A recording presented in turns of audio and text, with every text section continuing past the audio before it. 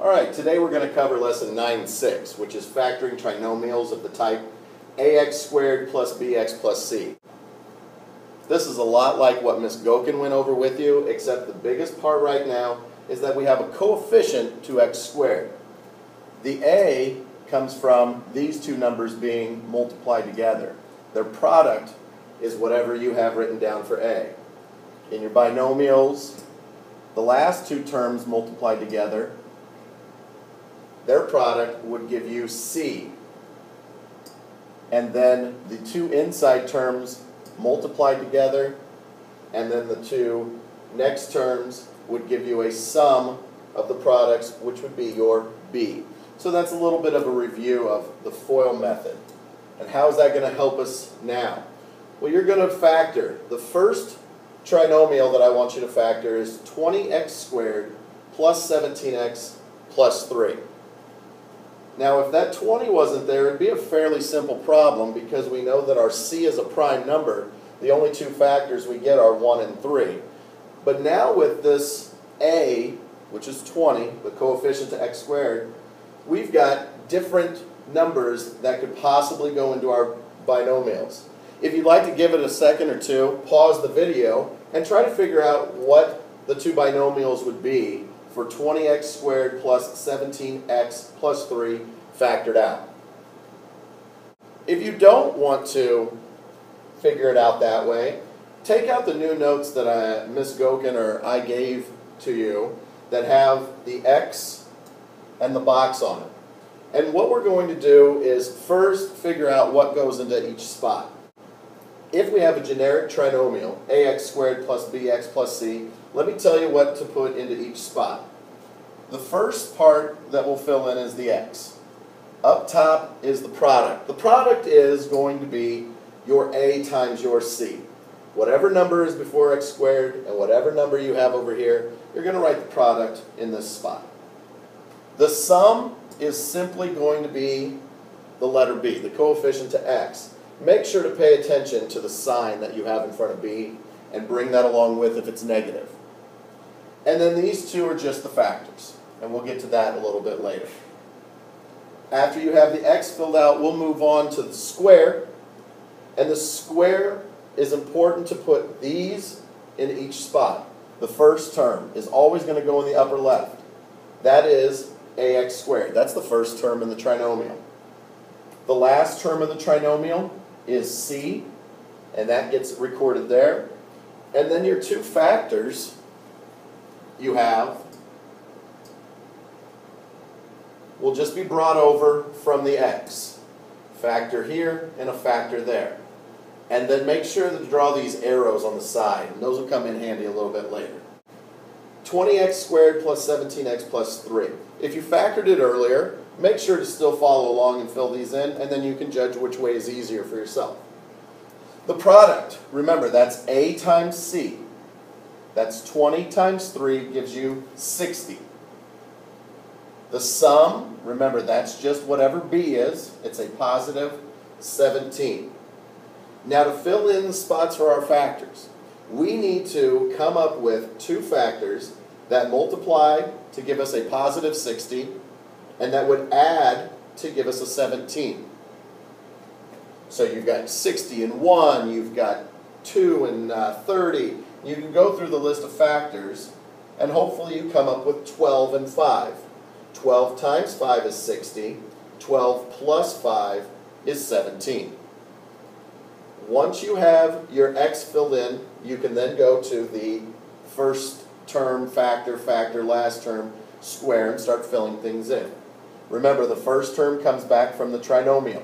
First term is 20x squared. You just copy it down in that box. Last term is c, which is a positive 3.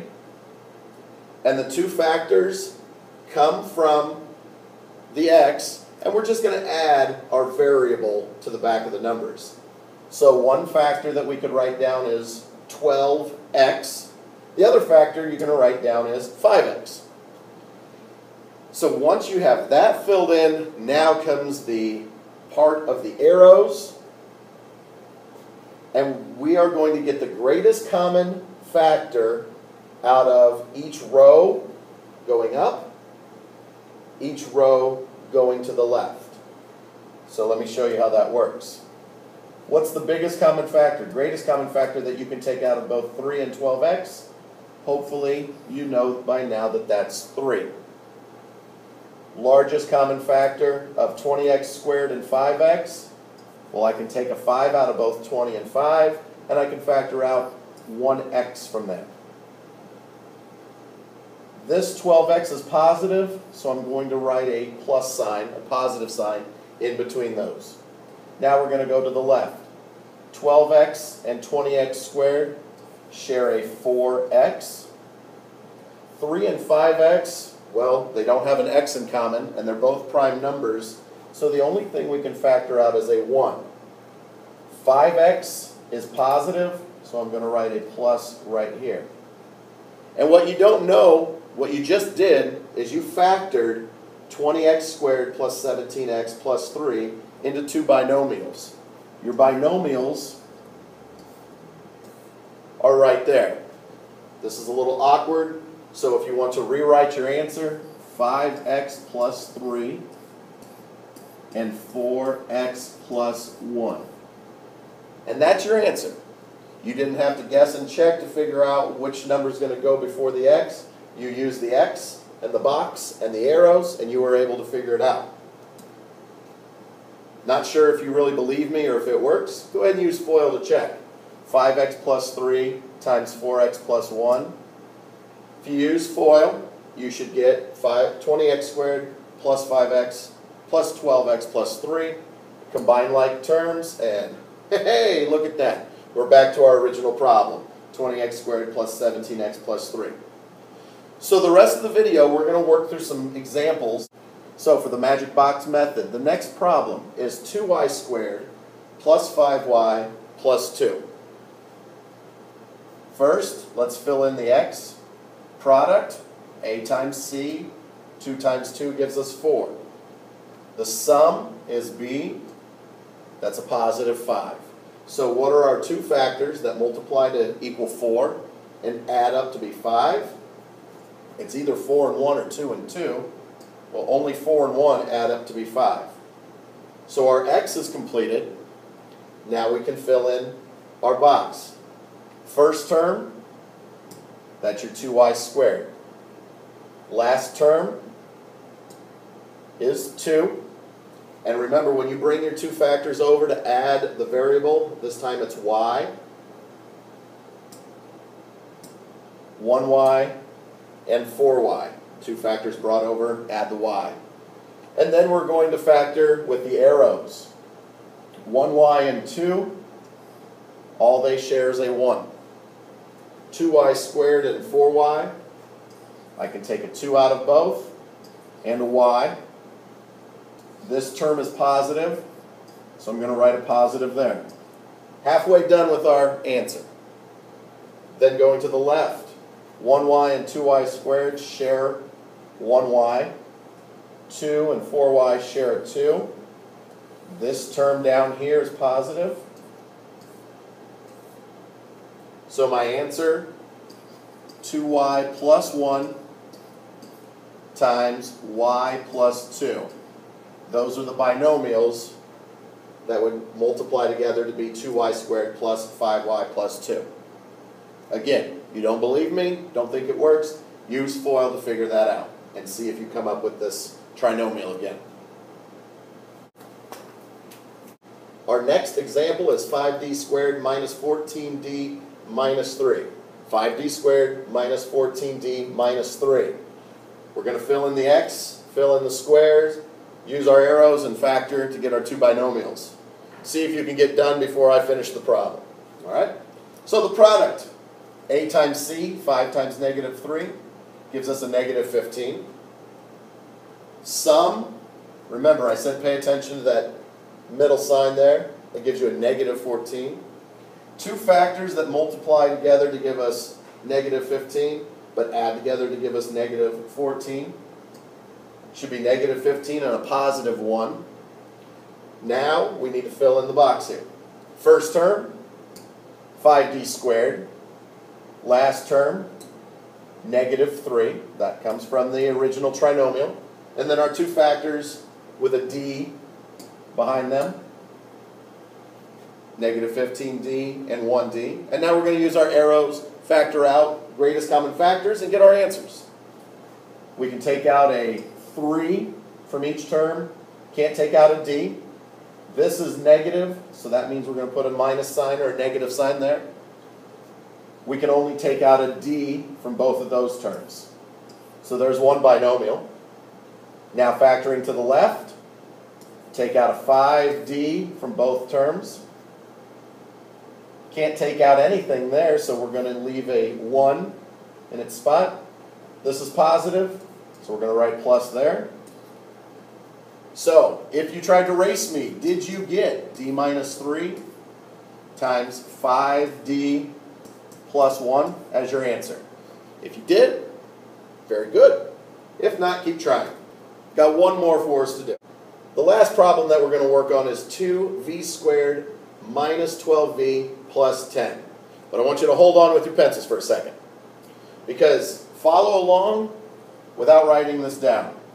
If we follow this, product is 20, sum is negative 12, factors that we would get is negative 10 and negative 2. First term would be 2v squared, last term would be 10, and then factors with the v's added, negative 2v, negative 10v, and then we go to use our arrows. I can take out a 2, this is negative, take out a 2v, going to the left I can take out a 2v, going to the left I can take out a 10, this would be a negative, and then if according to this, my answer would be 2v minus 2, 2v minus 10. But if we were to check that with FOIL, look at just our first term. 2v times 2v would give us 4v squared, not 2v squared. So this way isn't going to work yet. It will, but just not yet. Look at each one of these terms. You can factor something out before we even get started. What can you take out of 2, 12, and 10 before we even get started? Well, hopefully you realize that you can factor out a 2 from each one of these terms. And if you do that, you're left with v squared minus 6v plus 5. And from there, we can go back to the x and the box and the arrows. But whenever we factor, we're only going to factor v squared minus 6v plus 5. Our product is a times c. 1 times 5 gives us 5. The sum is a negative 6. Two factors that would multiply together. It would be negative 1 and negative 5. That gives us a positive 5. That gives us a negative 6 sum. And then fill in the box. Going back to the second trinomial. First term is v squared. Last term is 5. Our two factors, negative 5v, negative 1v. And then as we follow our arrows, we can take out a 5. It's negative. We can take out a v. And then going to the left, we can take out a v, take out a 1. This is negative. So our answer here is v minus 5 and v minus 1. But to make sure that it goes back to its original state, we're going to put that 2 that we factored out earlier in front. To check this, you would do FOIL first, and once you got that trinomial, distribute a 2. If you notice, once you've factored out a 2, you get v squared minus 6v plus 5. If that's the case, you don't necessarily have to use the box method. You could probably factor that out simply using the same techniques that Ms. Gokin talked about in 9-5. So as you solve these problems, as you factor out these trinomials of ax squared plus bx plus c, we start with the x, we move to the box, and then we follow the arrows. And hopefully when you're finished with all of that, you'll have your right answer.